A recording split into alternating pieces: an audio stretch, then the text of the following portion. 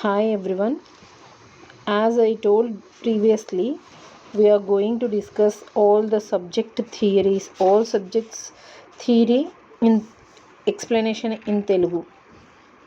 So today MSN medical surgical nursing నుంచి cardiovascular system గురించి theory explain చేయబోతున్నాను. So coming to the cardiovascular system. Cardio means heart, vascular means blood vessels. So today mainly cardiovascular system గురించి discuss చేయబోతున్నాం. Cardio means heart and vascular means blood vessels. So heart is a pumping motor of the body. Pumping motor means like when we are going to supply water to the water to the tank. మనము tank water నింపేటప్పుడు మనం motor వేస్తాం కదా, అలాగా మన బాడీలో blood supply చేయడానికి heart అనేది మోటార్ లాగా పంప్ చేస్తుంది అనమాట బ్లడ్ని మొత్తం బాడీ పార్ట్స్కి. So pumping mission, heart is a pumping motor of the body. Hollow muscular organ responsible for hollow muscular organ. Hollow means like డీప్గా వెల్ ఉంటుంది కదా, అలాగా డీప్గా hollow muscular organ responsible for providing perfusion to the every cells of the human body. Perfusion is nothing but supply. ఇది ఏం చేస్తుంది, all body పార్ట్స్కి బ్లడ్ని supply చేసే ఒక hollow muscular organ. Heart is the central part of the cardiovascular system. Means it is the main central part of the cardiovascular system. మనం embryonic period ఉంటుంది కదా, baby form అయ్యే pregnancy టైంలో first form అయ్యేది హార్టే. Embryonic life, during the embryonic life heart is the first organ is going to develops. Okay, so it is a motor, pumping motor of the body. It is a hollow muscular organ for providing the perfusion to the cells of the every cell of the human body. Heart is the central part of the CVS.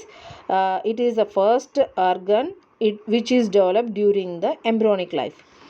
Okay, location of the heart, mainly location of the heart. So location of the heart, so ఇది between the lungs, in between the lungs and media sternum దగ్గర correct ప్లేస్లో ఉంటుంది.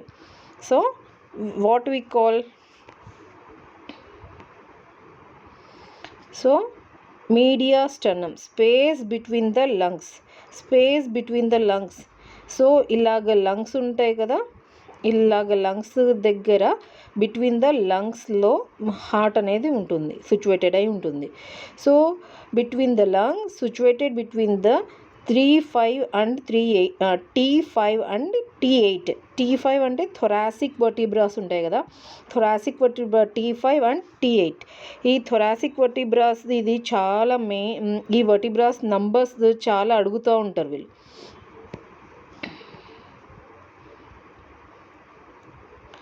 So cervical vertebras,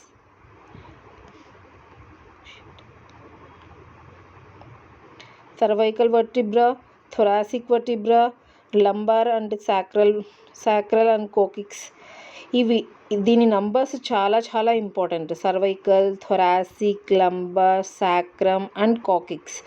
ఈ vertebras చాలా ఈ numberings అనేటివి మనకి important. So heart ఎక్కడ సిచ్యువేటెడ్ ఉంటుందంట, T5 to T8కి మధ్యలో ఈ థొరాసిక్ వర్టిబ్రాస్ T5 to T8కి మధ్యలో ఫామ్ అయి ఉంటుందంట. ఈ నంబరింగ్ గురించి మళ్ళీ, ఈ సర్వైకల్ వర్టిబ్రాస్ గురించి మళ్ళీ మంచిగా ఎక్స్ప్లెయిన్ చేస్తాను. Okay, so mainly situated between, it is located in the media sternum, space between the lungs. So then width and thickness. So length ఎంత ఉందంట, హార్ట్ యొక్క లెంత్ ఎంత ఉంటుందంటే, సో 12 సెంటీమీటర్స్ లెంత్ ఇలాగా లెంత్ ఎంత ఉంటుందంటే 12 సెంటీమీటర్స్, విడ్త్ ఎంత ఉంటుందంటే 8 సెంటీమీటర్స్. సో థిక్నెస్ ఈ heart myocardium, endocardium and epic ఈ లేయర్స్ ఉన్నాయి కదా, అవి ఎంత ఉంటాయంట, థిక్నెస్ ఎంత ఉంటుంది 5 centimetres. So length 12 centimetres, width 8 centimetres, thickness is 5 centimetres.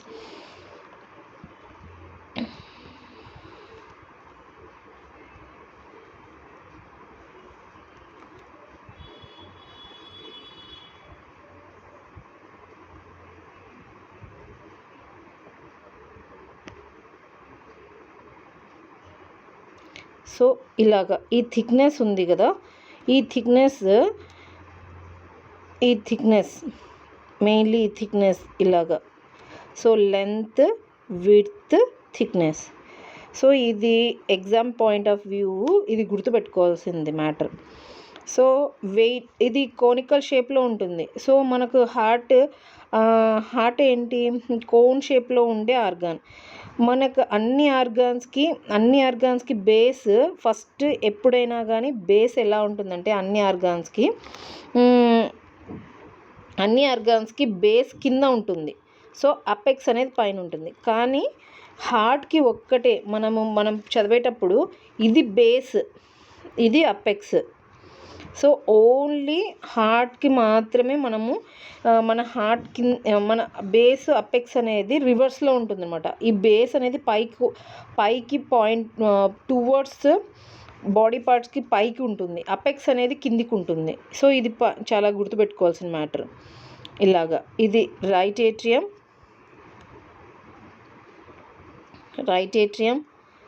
Left atrium, right ventricle, left ventricle. 4 chambers ఉంటాయి. లేయర్స్ ఏంటి, endocardium, myocardium and epicardium. So endo is the inner most layer, myocardium is the middle layer, epicardium is the outer layer. So ఈ layers 3 layers ఉంటాయి, 4 chambers ఉంటాయి. Right atrium, left atrium, right ventricle, left ventricle. So ఇలాగ గుర్తుపెట్టుకోవాలి main points. 4 chambers ఉంటాయి, 3 layers ఉంటాయి. So మెయిన్గా ఇవి చాలా గుర్తుపెట్టుకోవాల్సిన చిన్న పాయింట్స్, కానీ ఎగ్జామ్లో అడుగుతారు. వెయిట్ ఎంత ఉంటుంది, మేల్స్లో 300 grams మేల్లో ఉంటే హార్ట్, ఫీమేల్లో 250 grams ఉంటుంది. ఎక్కడ లొకేషన్ ఏంటి, లెంత్, విడ్త్, థిక్నెస్ ఏంటి, తర్వాత వెయిట్ చాలా నవేడేస్ అన్ని క్వశ్చన్స్లో వెయిట్ కూడా అడుగుతున్నారు. సో ఇలాగా హార్ట్ గురించి. Coming to the vascular system. Vascular system is mainly vascular systemలో ఆర్టరీస్, వీన్స్ వీటి గురించి మనం నేర్చుకుందాం ఇప్పుడు. So arteries, the blood vessel which arises from the heart and up within the tissue is known as the artery. Artery అంటే away from the heart ఉందనుకోండి, away from the heart అంటే దూరంగా, a for away. So heart నుంచి దూరంగా వెళ్ళే arises from the heart up within the tissue is known as artery. The blood vessel which carry the blood away from the heart is known as artery. ఇది ఏంటి, ఇప్పుడు heart ఉంది కదా, mainly heart left ventricle నుంచి ఏమవుతుంది, iota అనేది raise అవుతుంది. So ఇది ఏంటి, దూరంగా బాడీ పార్ట్స్కి బ్లడ్ని తీసుకొని వెళ్తుంది. సో ఇది largest artery in the human body. Okay, iota is the largest artery of human body. So మెయిన్గా ఏంటి అంటే all the arteries of the human body contain oxygenated blood except pulmonary artery. All the arteries of the human body contain oxygenated blood except pulmonary artery. మన బాడీలో ప్రతి artery oxygenated blood it will carry the oxygenated blood to all the body parts except pulmonary artery. Pulmonary artery ఎక్కడి నుంచి rise అవుతుంది, it arises from the right ventricle. So ఇది మాత్రమే deoxygenated బ్లడ్ని carry చేస్తుంది. ఫస్ట్ మీకు ఇలా చెప్తాను చూడండి. So heart right atrium, left ventricle, right ventricle. ఇక్కడ నుంచి first superior vena cava, inferior vena, ఇది superior vena cava, inferior vena cava బ్లడ్ని ఆల్ ద బాడీ పార్ట్స్ నుంచి రైట్ ఏట్రియంకి తీసుకొని వస్తాయి. అది రైట్ ఏట్రియం నుంచి ట్రైకాస్పిడ్ వాల్ నుంచి రైట్ వెంట్రికల్కి వెళ్తుంది. సో రైట్ వెంట్రికల్ నుంచి పల్మనరీ ఆర్టరీస్ ఇవి ఏం చేస్తాయి, బ్లడ్ని లంగ్స్కి తీసుకొని వెళ్తాయి. లంగ్లో ఎప్పుడైతే బ్లడ్ ప్యూరిఫై అవుతుందో అక్కడి నుంచి మళ్ళీ పల్మనరీ వీన్స్ అనేటివి బ్లడ్ని లెఫ్ట్ ఏట్రియంకి తీసుకొని వెళ్తాయి. లెఫ్ట్ ఏట్రియం నుంచి మైట్రల్ వాల్ నుంచి లెఫ్ట్ వెంట్రికల్ నుంచి అయోటా రైజ్ అయ్యి బాడీ పార్ట్స్కి తీసుకొని వెళ్తుంది. ఇది పల్మనరీ సర్క్యులేషన్. ఇక్కడ పల్మనరీ ఆర్టరీ ఉంది కదా, ఈ పల్మనరీ ఆర్టరీ డీఆక్సిజనేటెడ్ బ్లడ్ని క్యారీ చేస్తుంది. Except pulmonary artery, all the arteries carries oxygenated blood. ఇక్కడ పల్మనరీ వీన్ ఉంది కదా, ఈ పల్మనరీ వీన్ ఆక్సిజనేటెడ్ బ్లడ్ని క్యారీ చేస్తుంది. ఆల్ ద వీన్స్ యాక్చువల్గా ఆర్టరీస్ ఆక్సిజన్ బ్లడ్ని క్యారీ చేస్తాయి. ఆర్టరీస్ ఆక్సిజనేటెడ్ బ్లడ్ని క్యారీ చేస్తాయి. వీన్స్ డీఆక్సిజనేటెడ్ బ్లడ్ని క్యారీ చేస్తుంది. కానీ ఇక్కడ ఓన్లీ పల్మనరీ ఆర్టరీకి వచ్చేసరికి పల్మనరీ ఆర్టరీ డీఆక్సిజనేటెడ్ బ్లడ్ని క్యారీ చేస్తుంది, పల్మనరీ వీన్ ఆక్సిజనేటెడ్ బ్లడ్ని క్యారీ చేస్తుంది. ఓన్లీ రివర్స్ ఇక్కడ పల్మనరీ ఆర్టరీ గురించి. ఇది చాలా గుర్తుపెట్టుకోవాలి. ఇది మ్యాటర్ మనకు కన్ఫ్యూజ్ చేయడానికి ఇలాగే అడుగుతాడు, which is carries the deoxygenated blood అని చెప్పి పల్మనరీ ఆర్టరీ, పల్మనరీ వీన్. అప్పుడు మనం కన్ఫ్యూజ్ అయ్యి పల్మనరీ వీన్ పెట్టకూడదు. ఓన్లీ ఆక్సిజనేటెడ్ బ్లడ్ పల్మనరీ వీన్లో ఉంటుంది, డీఆక్సిజనేటెడ్ బ్లడ్ పల్మనరీ ఆర్టరీలో ఉంటుంది.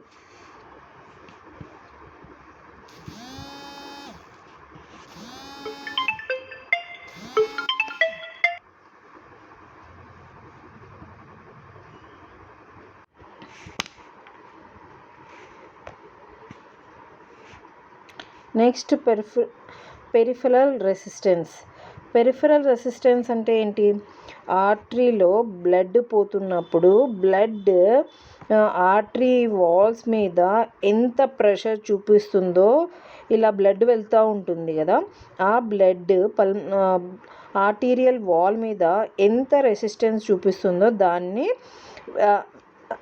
పెరిఫెరల్ రెసిస్టెన్స్ అంటాం. It is the resistance offered by the artery in its branch during the circulation. The maximum resistance are offered in the arterioles. So arteriole is known as resistant vessels. Arterioles అంటే first artery form అవుతుంది, artery నుంచి చిన్న చిన్న branches అయిపోయి arterioles అయిపోతాయి. This is the last.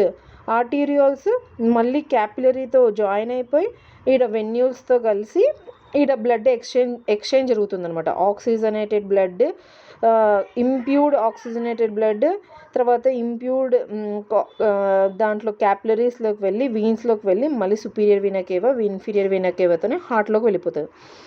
So ఇలాగా ఇవి arterioles, ఇవి వెన్యూల్స్, ఇది క్యాపిలరీస్. సో ఆర్టరీ నుంచి స్మాల్గా ఇలాగ లాస్ట్ బ్రాంచ్ ఆర్టీరియోల్స్ ఫామ్ అవుతాయి. ఈ ఆర్టీరియోల్స్ ఈ వెన్యూల్స్తో కలిసే ప్లేస్ని క్యాపిలరీస్ అంటాం. ఈ క్యాపిలరీస్ దగ్గర బ్లడ్ ఎక్స్చేంజ్ జరుగుతుందనమాట. ఇంప్యూర్డ్ లాస్ట్కి వచ్చేసరికి అబ్డామినైటా అవి అన్నీ లాస్ట్కి వచ్చేసరికి ఇంప్యూర్డ్ ఆక్సిజనేటెడ్ బ్లడ్ ఉంటుంది, అవి వీన్స్లోకి వెళ్ళిపోతాయి. ఈ వీన్స్ మళ్ళీ టువర్డ్స్ ద హార్ట్ని తీసుకుపోతుంది. ఎలాగా, సుపీరియర్ వీనే కేవా, ఇన్ఫీరియర్ వీనే కేవా ద్వారా హార్ట్లోకి వెళ్ళిపోతుంది.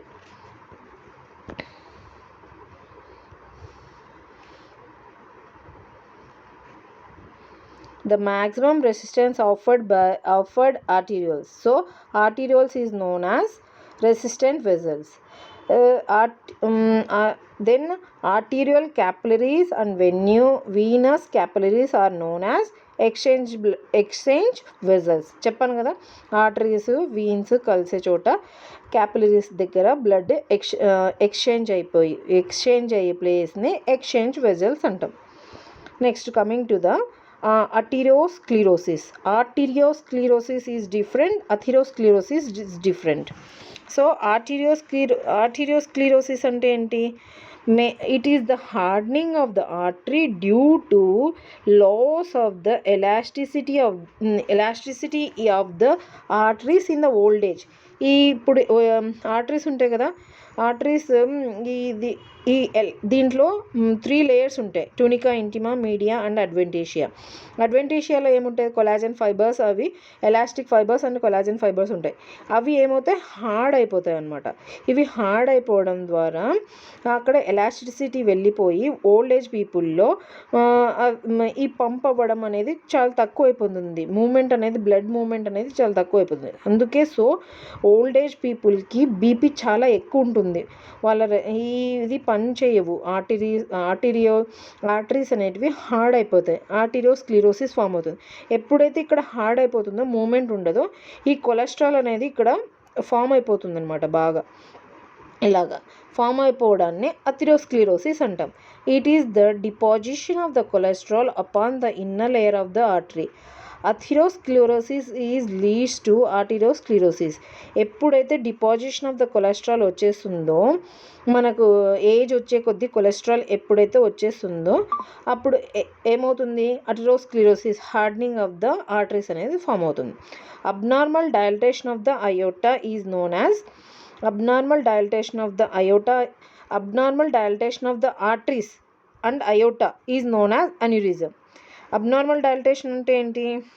ఇలా హెర్నియా లాగా అయిపోతుందన్నమాట మన ఇది ఆర్టెరోస్క్లిరోసిస్. చూడండి, ఇలాగా ఎప్పుడైతే అథెరోస్క్లిరోసిస్ ఇలా డిపాజిషన్ ఆఫ్ ద కొలెస్ట్రాల్ అయిపోతే ఆర్టెరోస్క్లిరోసిస్ అవుతుంది, హార్డనింగ్ అయిపోతుంది అన్నమాట. సో అప్పుడు ఎప్పుడైతే హార్డ్ అయిపోతుందో బీపీ, బ్లడ్ ఫ్లో తగ్గిపోయి హైపర్ టెన్షన్ వచ్చేస్తుంది. ఇది aneurysm.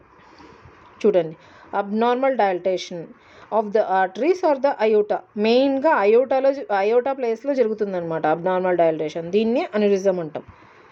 Okay, so structure of the arteries. Structure of the artery. The artery is composed of 3 layers: tunica, intima and tunica media and adventitia. Tunica intima, innermost layer of it composed of epithelium tissue.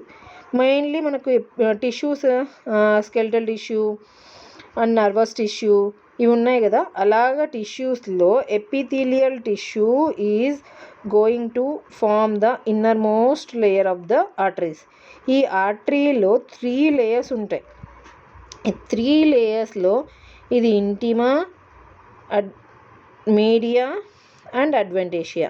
ఇంటిమా is inner layer, media is middle layer, adventitia or externa is outer layer. So tunica ఇంటిమాలో epithelial tissue ఎలాగుంటుందో, మీడియాలో smooth tissue అలాగుంటుంది, అడ్వెంటీషియాలో collagen fibres form అవుతాయి. So inner layer is composed of epithelial tissue. Tunica media is the middle and thickest layer of the artery, composed of the smooth muscles. It is responsible for vascular constriction and vascular dilatation. Tunica adventitia, vascular in constriction అంటే ఇలాగా constriction is like, ఈ constriction వల్లనే మొత్తం ఇలాగా walls ఉంటాయి, ఆర్టరీస్లో walls ఉంటాయి. So ఆర్టరీస్లో, వీన్స్లో వాల్స్ ఉంటాయి. సో ఆ కన్స్ట్రిక్షన్, డైలటేషన్ వల్లనే, వాస్కులర్ డైలటేషన్ వల్లనే బ్లడ్ ముందరికి ఫ్లో అవుతూ ఉంటుంది. So adventitia, the outermost layer is composed by collagen fibres.